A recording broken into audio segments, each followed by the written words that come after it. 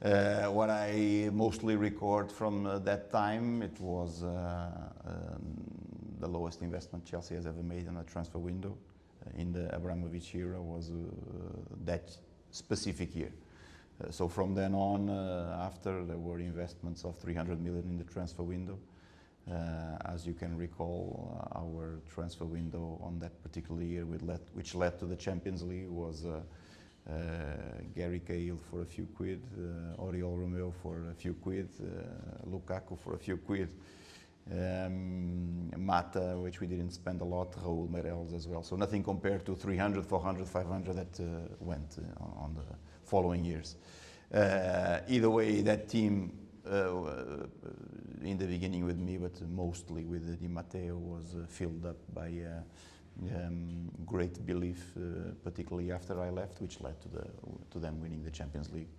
I always go back to this conundrum, which is Chelsea has won 2 Champions League with the coach changing in the middle, and they went to the Moscow final with the coach changing in the middle as well. So those conundrums of football lead you to think that sometimes, you know, the whippet might work in some cases.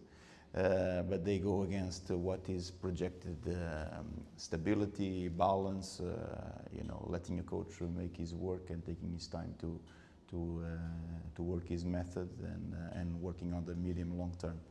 So 2 ways to be in football, long time ago, but nothing to do what is happening now. So Chelsea has radicalized the way to approach the transfer market, totally different vision, getting the best out of young kids, investing via Blue & Co on multi-club ownership, getting the most out of that as well, with the players coming in from Strasbourg like André Santos, so a lot of quality, a lot of talent, probably a mega in the future.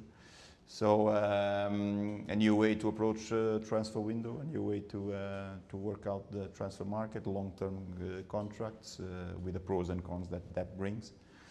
But you know, they were successful. They won the FIFA World Club Cup, Conference League. Maresca is a great coach, a man with a vision, process, ideas. So they look to be on the right path. Nothing to say. André, Jose Mourinho is a man you know well. What's the impact of his return to Portuguese football, and is it a little bit problematic for rival clubs like Porto given his experience? Yeah, I think something to take into account. Porto this season we face different challenges. We invested a lot in the team, so our quality has improved a lot.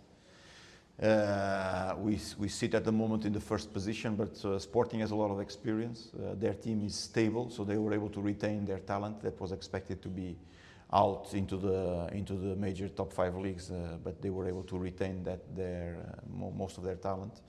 Benfica added a lot of talent as well, a lot of investment.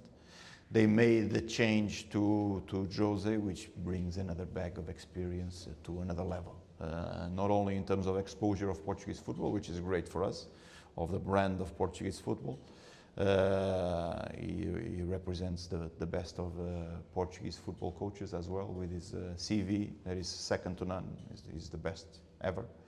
And he brings that value. He brings a lot of experience, so it was a tricky game between Porto and Benfica. Finished with a 0-0, and let's see. For Porto to be champions, we know that we need to put a lot of effort to take the win.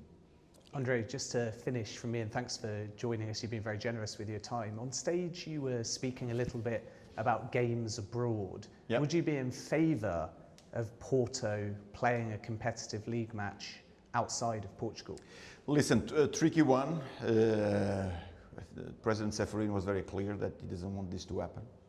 So I don't know if the European Commission is going to allow this to happen or not. So the conversations taken previously regarding Milan, Como and Villarreal, Barça were taken very forward and ahead of time. Most likely UEFA would be in trouble regarding the final decision. This decision would go to the Tribunal of Sport. If the European Commission aligns with UEFA regarding the export of games abroad, probably we could see the end of it. The reality is that the gap was open. And for us, Portugal, where we see certain games that have attendances of 2,000, 3,000 people, where the big three are involved. If we think of the immigrant community of Portugal that is away in places like Paris, Newark, Geneva, we could probably fill stadiums with 30,000 Portuguese immigrants or 40,000 to go and see a Portuguese match abroad. So this is something that we are interested in. I don't know if we're going to have, with the European Commission, the leverage for this to continue to happen. I would be in favor because I think Villarreal, Barça, Milan and Como do this precisely for international brand exposure and being closer to their fans in those parts of the world. This type of games already happens, of course, with the Super Cups. So normally Italian Super Cup, Spanish Super Cup. They are all played abroad, so it's already happening, it's already in movement. The league game is a breakthrough.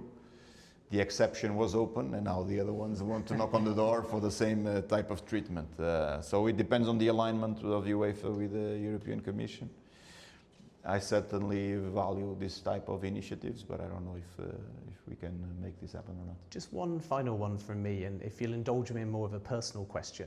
I'm fascinated by your journey from an assistant to a Premier League manager, and then, to some extent out of nowhere, president. Mm-hmm. What prompted the change, and how hard a transition has it been to suddenly go from being in the dugout to having to deal with all aspects of running a football club?